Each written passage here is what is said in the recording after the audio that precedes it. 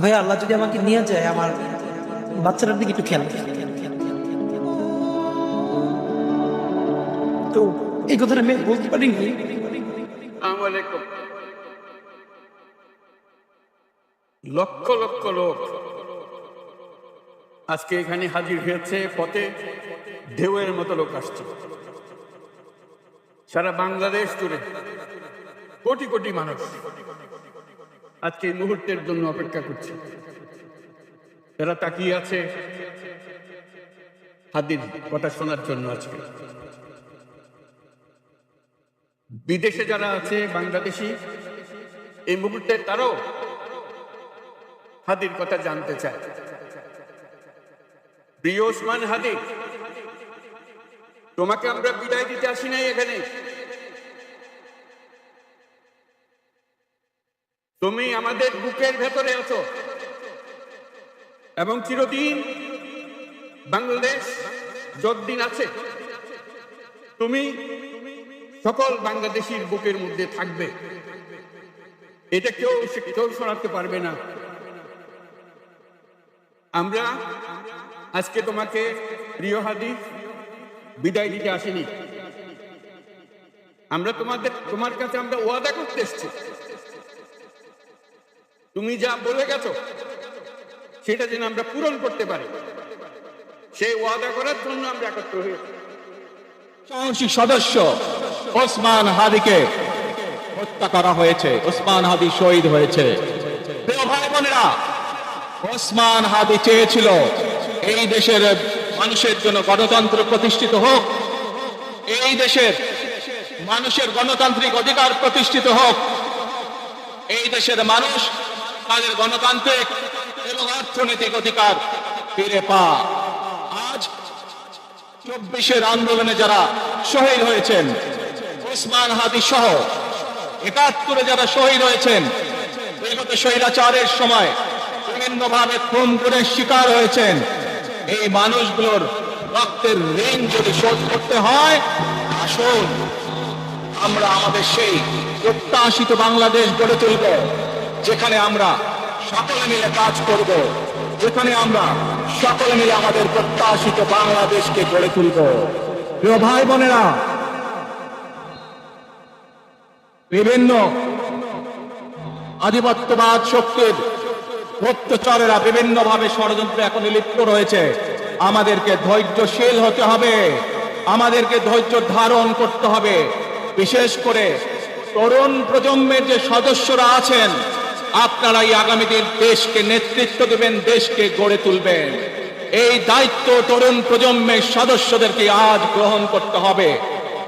একটা কথা বলি, আপনারা সবাই আমাদের ভাই। জুলাইয়ের সাথে যদি গাদ্দারি করেন, আমার বাপেও আমার বাপ না, ঠিক? আমার মা আমার মা না, আমার সন্তান আমার সন্তান না, ঠিক? কিভাবে গেঞ্জি আপনাদের সাথে একাত্মতা হবে? দেখলাম দুদু উনি তো ফ্যাসিবাদ বিরোধী আন্দোলনের নেতা।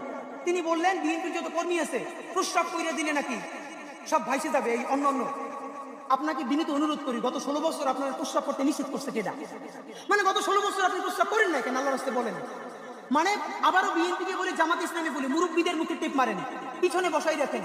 এই আন্দোলনে যত শহীদ হয়েছে, যত যোদ্ধা, তাদের গ্রুপ, এইজ গ্রুপ 21 থেকে 35, বিএনপি জামাত ইসলামী সকলে আপনারা তরুণদেরকে সামনে আনেন। এই মুরব্বীদের কি কথা বলে দেখেন, বলে প্রস্রাব করলে ভেসে যাবে। এটা আওয়ামী লীগ তো বললে আমরা চিপড়ে ছেড়ে খেতাম। এখন তো আওয়ামী লীগের উনি কি কথা বললো? তা আপনার একটা কথা বলি, এত প্রস্রাব যখন পেটে নিয়ে 16 বছর রয়েছেন, 28 অক্টোবর 2023 পল্টনের সামনে যখন সমাবেশ হয়েছে, গ্রেনেড মারতে পারে না, তার আগে পুরো নেতৃবৃন্দ মুরু করে পালাইলেন। আমরা বিএনপির কর্মী না, তবু 1 ঘন্টা সেখানে স্টেজের সামনে দাঁড়াইছিলাম, কোন একজন মাঝারি মানের নেতা আসছে কিনা আমরা প্রতিরোধ গড়ে তুলবো। একজনও পারেন নাই। যত লাখ লোক আসছে, প্রস্তাব করলে তো আওয়ামী লীগ ভাইসে যাবে, তখন প্রস্তাব চাইতে কোথায় রাখছেন? মাথায় উঠে রাখছেন? ফাইজলামি কথাবার্তা বলেন। আপনাদেরকে বলি, মহিলা বলেও যখন সব দখল হয়ে গেছে, আমাদের 12 ভূমিরা কিন্তু এই স্বাধীন জমিনে তাদের বিরুদ্ধে লড়াই করেছেন। তারা কিন্তু মুক্তিতে লড়াই করেছে, এই ঢাকা কারো দাবিদার হয়ে নাই। তাহলে গত 600-700 বছর ধরে আমাদের যে আজাদির লড়াই, আমাদের আজাদির ইতিহাস, আজকে সেই আজাদির ইতিহাসকে সোজা সাপটা দাঁড় করিয়ে রাখার জন্য কতক্ষণ কেন আমার ভারত লাগবে, কতক্ষণ কেন পাকিস্তান লাগবে? আমাকে বলেন। আমাদের সবাইকে লাগবে, প্রতিবেশী হিসেবে, প্রভু ছাড়া আর কাউকে লাগবে না। এইখানে যত% মুসলমান হোক, সংখ্যা আমরা বলবো না, আমরা তাওহীদবাদী মানুষ হিসেবে এই রাষ্ট্রের প্রভু একমাত্র আল্লাহ, এবং আমাদের ক্ষমতার উৎস আমাদের ক্ষমতার বৈধতা। এর বাইরে আমাদের আর কোনো দিল্লি অথবা ইসলামাবাদের কারো তাবেদারির প্রয়োজন নাই। আপনাদের প্রতি বিনীত অনুরোধ, আমাদের যে তরুণ ভাইয়েরা ওসমান হাদি এবং তার টিম রাজনীতিতে নেমে যেই জিনিসটা সব থেকে ভালোভাবে করতে পেরেছে, শত শত অ্যাপলিটিক্যাল চেঞ্জি তারা আমাদেরকে টেক্সট করে, আমাদের সাথে এসে যোগাযোগ করে যে পলিটিক্স যে এমন হইতে পারে, ইলেকশন যে এমন হইতে পারে, এইটা আগে জানলে তো আমরা পলিটিক্যালি মোটিভেটেড হইতাম। যাদেরকে অ্যাপলিটিক্যাল প্রস্টিট হিসেবে ট্রিট করা হয়েছে, তারা এখন আলহামদুলিল্লাহ পলিটিক্যাল হয়ে উঠছে। এই বাচ্চারা যারা কারো কাছে জীবনে এক পয়সা চাঁদা চাবে না, ঠিকাদারি চাবে না, নিজের বাপের পয়সায় চলে, খুবই ডিসেন্ট একটা লাইফ লিড করে, দেশের জন্য ভাবে, তারা যখন ভবিষ্যতে এমপি হবে, মন্ত্রী হবে, তারা যখন রাজনৈতিক দলের প্রধান হবে, সে যেই দলই হোক, বাংলাদেশের স্বাধীনতা সার্বভৌমত্ব দাঁড়িয়ে যাবে ইনশাআল্লাহ। তা আমার মনে আছে এরপর থেকে ম্যাডাম আমাকে 2-3 দিন ভিন্ন ভিন্ন কারণে ফোন, মানে একদিন আমরা বড় মিটিং করছি, বলছি ভিতরে কে, আমি বললাম ম্যাডাম আমি হেফাজতের আমির। এরপর ম্যাডাম যতদিন আমাকে জিজ্ঞেস করেছেন আমি আমাকে পরিচয় দিয়েছি আমি হেফাজত। এর মানে আমি ভাবলাম যে তখন তো আমরা এত ম্যাচিউর না, বা এখনো আমরা তো ম্যাচিউর না, কিন্তু ঠিক আমাকে যেটা দিয়ে আমার আইডেন্টিটি নষ্ট করে ফেলতে চায় মানুষ, সেটাকে যদি আমি দৃঢ়ভাবে ধরে রাখার মতো সাহস করি, আল্লাহ সহজ করেন। যখন আমাদেরকে হেফাজত বলে গালি দেওয়া হয়েছে, আবারও আমি বলি, হেফাজতের 13 দফা নিয়ে আমার নিজের অনেক প্রশ্ন আছে, আমার অনেক আপত্তি আছে। এই সমস্ত আপত্তি একপাশে রেখেই আমি বলেছিলাম, প্রকাশ্য দিবালোকে শিশু থেকে শুরু করে বৃদ্ধ মানুষকে ঢাকায় ডেকে চতুর্দিক বন্ধ করে ঘন্টার মধ্যে 1.5 লক্ষ বুলেট ছুড়ে গণহত্যা করা যাবে না, এবং এটা গণহত্যা। এই গণহত্যাকে গণহত্যা বলে বলতে পারবার যে হিম্মত অল্প কিছু মানুষের ছিল। তো যেটা হয়েছে এবার দেখেন, তখন যেই হেফাজত বলার মতো আমাদের হিম্মত আল্লাহ দিয়েছিলেন, আজকে বাংলাদেশে 2024-এ সেই আবারও করে তারা রাজাকারের সন্তান, রাজাকারের নাতিদেরকে দিব, তখন আমরা তুমি কে আমি কে, রাজাকার রাজাকার এই কথা বলে, মানে আমাকে দিয়ে দেখে তুমি আমাকে আইডেন্টিটি ক্রাইসিস তৈরি করো, আমাকে ভিকটিম করো, আমার মানবিক মর্যাদা ভুলুণ্ঠিত করো, আমি সেটা তো তোমার, আমি রাজাকার তো তুই কি, এই কথা বলেই কিন্তু আমরা রাজপথে নেমে এসেছিলাম, এবং মসনদ ভেঙে গেছে। আমি এখানে এসে আমার দুটো স্মৃতি দগদগে খুব মনে পড়ছে। প্রথমত আল্লামা মামুনুল হক, ওনার সাথে আজকে ফিজিক্যালি আমার প্রথম দেখা, ওনাকে দেখে আমার যেই স্মৃতিটা মনে পড়ছে, ওনারও মনে আছে কিনা জানি না, কয়েক বছর আগেও মনে হয় 2 বছর আগে ওনাকে যখন জেলে নিয়ে আসলো, উনি জেলের যে জেলখানার যে গাড়ি, তো ওনার মাদ্রাসার জামিয়া রহমানিয়ার বেশ কিছু ছেলেরা খুব ভোরে সম্ভবত বোখারি শরীফ বুকে নিয়ে ওখানে লাইনে দাঁড়িয়েছিলেন, তারা তাদের উস্তাদের কাছে বোখারির সবক নিতে চান।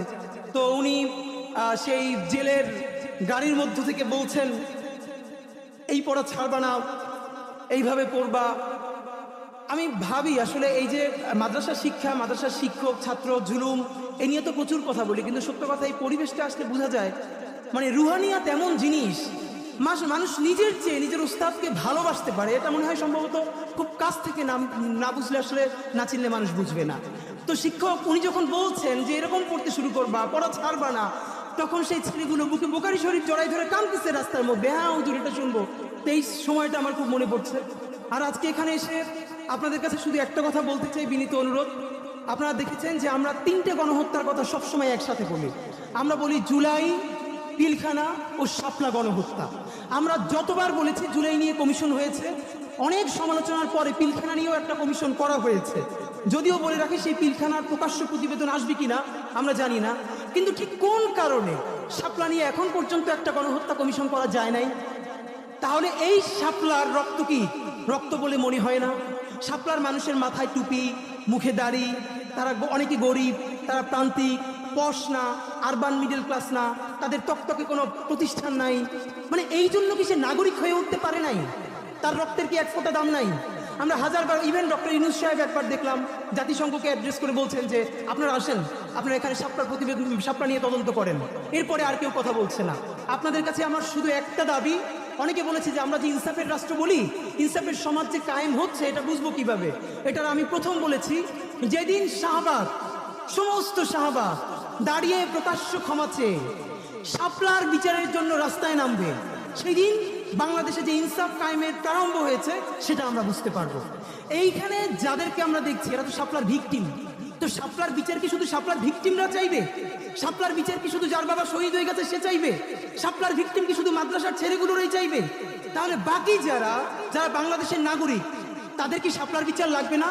আমরা শাপলার বিচার চাই না বলেই তো এই আমাদের হুজুরেরা তারা অনেক সময় অন্য বিচার চায় না, এবং আমরা তখন বলি তারা কেন আমাদের পক্ষে কথা বলে না।